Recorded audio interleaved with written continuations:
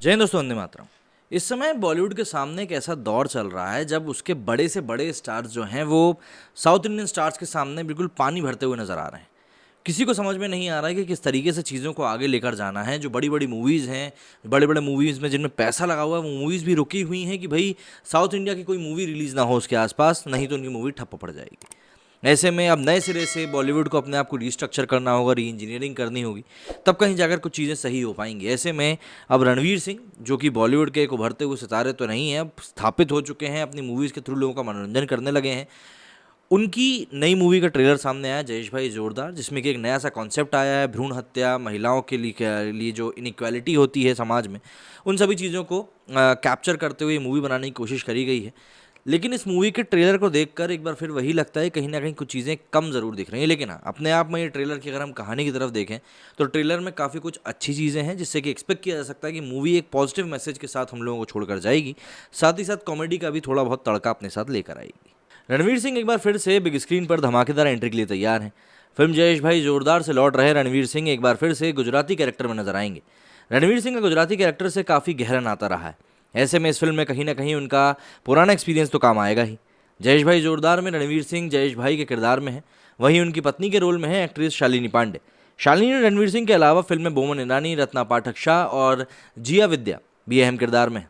Trailer की बात करें तो फिल्म के ट्रेलर में दिखाया जाता है कि ये एक ऐसे बेटे की कहानी है जो अपने गांव के मुखिया पिता के इशारों पर उठता बैठता है।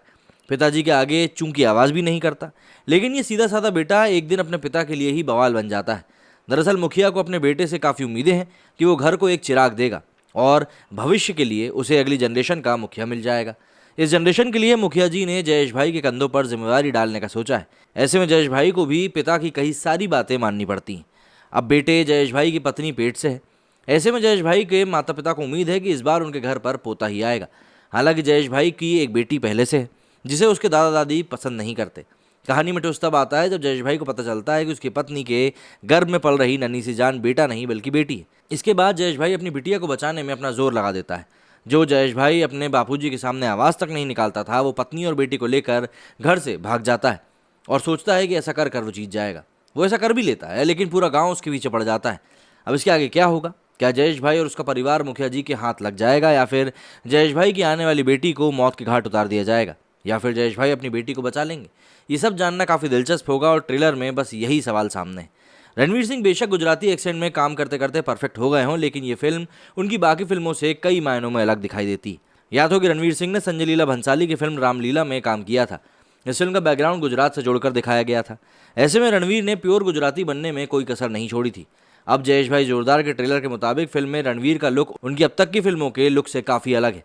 रणवीर सिंह कभी लेडीज़ वर्सेस रक्की बहल में विक्की, कभी बैंड बाजा बारात के बिट्टू, तो कभी रामलीला के राम बने नजर आते हैं।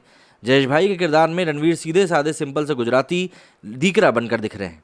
पहनावे और लुक्स के अलावा रणवीर की बॉडी लैंग्वेज उनकी बाकी किरदार से अलग है। रणवीर के इस किरदार का उद्देश्य अपनी गर्लफ्रेंड को पाना, विलेन को मारना या किसी को धोखा देकर स्मार्ट बनना नहीं है, बल्कि दब्बू किस्म का किरदार एक सामाजिक बुराई के खिलाफ अकेले लड़ने के लिए अचानक तैयार हो जाता है, जो इस फिल्म का बेहद इंटरेस्टिंग यूएसपी माना जा रहा है।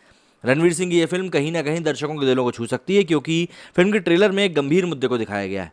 ऐसा नहीं है कि ये टॉपिक पहली बार किसी की फिल्म के माध्यम से सामने आ रहा हो, लेकिन जिस तरह की कहानी का ताना बाना जोड़कर उसमें से छोटा सा ट्रेलर निकाला कर दिखाया जा रहा है, वो कहीं ना कहीं दिल को छूने वाला है। ऐसे में उम्मीद है कि रणवीर की ये फिल्म सिनेमाघरों में अच्छा प्रदर्शन करेगी। बता दें कि ये फिल्म 13 मई को थिएटर्स में हिट करने वाली है और इसके साथ ही बॉलीवुड एक बार फिर से अपने आप को दर्शकों के सामने पेश करने वाला है कि भैया हम आपके सामने हैं, अब आप हम पर अपना प्यार लौटाइए। तो ऐसे में कंपैरिजन तो होगा ही, सीधी सी बात है।